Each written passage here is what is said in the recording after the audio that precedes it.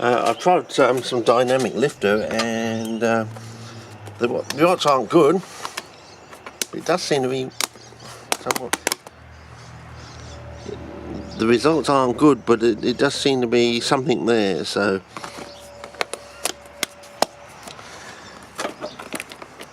I've set up a box where I'm adding some sulphur to the mix, sort of thing, over here.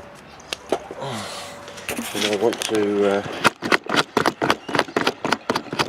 in the box here. So I've set up another box over here. I may actually have to bring it over into the sun, I don't know. Because I did some experiments with sulphur in about 2011, 12 sort of thing. And the, I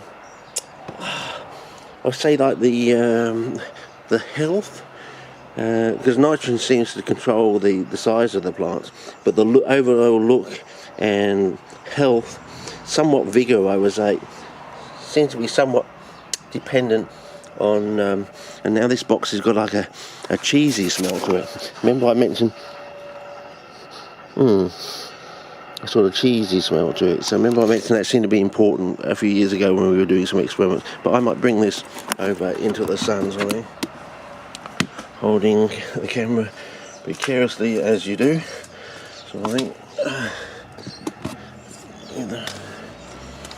So we do want to make sure that the coir still stays nut brown. That's very important. So I've got my standard moss over there. I've got a Soncus, which is important because that can go a true glaucous colour, and I've got a seedling one too there. I've got a bit of mint, flytrap leaf cuttings. I've got one of these non-true plantain, skeleton weed type things. I've got another one of these out of the garden. I've got a leaf to see if it will strike. I've got one of these. Now, I'm probably going to show you another clip later on. This plant here, this carrot type plant, I reckon I've got a photograph online that I pulled from offline showing some member of the Afra complex or something in South Africa. And it seems to have one of these, or quite a few of these plants growing next to it, and they're very thick, and they got a vigorous look to them and a robustness to them that reminds me of the weeds over in Western Australia, having come back from there. So yeah, so we'll see how we go with this, whether we need to, because the other thing about sulphur was very interesting is it's soluble usually in alkaline conditions, but insoluble in a very acid condition, sort of thing. So there seems to be some sort of disconnect there, but they do sell in the shops soluble sulphur and things like that, and it has a particular brown look to it, which I was getting out of some of my pots over the summer season. On the outside of the pots, I'm getting this sort of overlap sort of thing, and yeah, I'll show you if I've got time.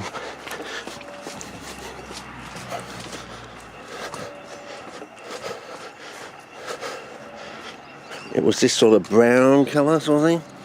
If you've seen the soluble sulphur, it almost has this identical colour to it, sort of thing. And I was also getting this colour coming on the sides of the pot. Do you remember at the very beginning of the season when they started growing, they had this look to them, and it had like a wild look to them? I reckon that's to do with the sulphur in the soil, so it may even affect the colour, because they do say on clips I've seen out of the wild, there's something in the soil that makes the traps go red, so it might be sulphur. It's not what you think it is, sort of thing. Anyway, we'll see how we go. But that's a good sign, because that's not being killed off in the corner of the box, so there's no noxious gases coming off that's killing anything off them. And of course, this is I put some this. No, it's not fungus. It's not furry fungus. It's some seeds of this other weed that is truly capable of becoming glaucous. I've got an agonis there, so that looks good.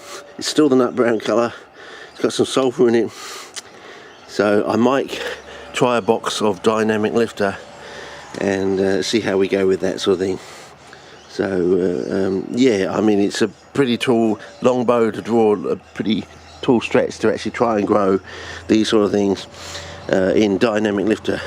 It's renowned to be very hot in quotes sort of things, so yeah, so you might want to look out for that one if it works. We might get that the vigorous look that you get from the plants in WA. So yeah, anyway, over and out for now. See ya.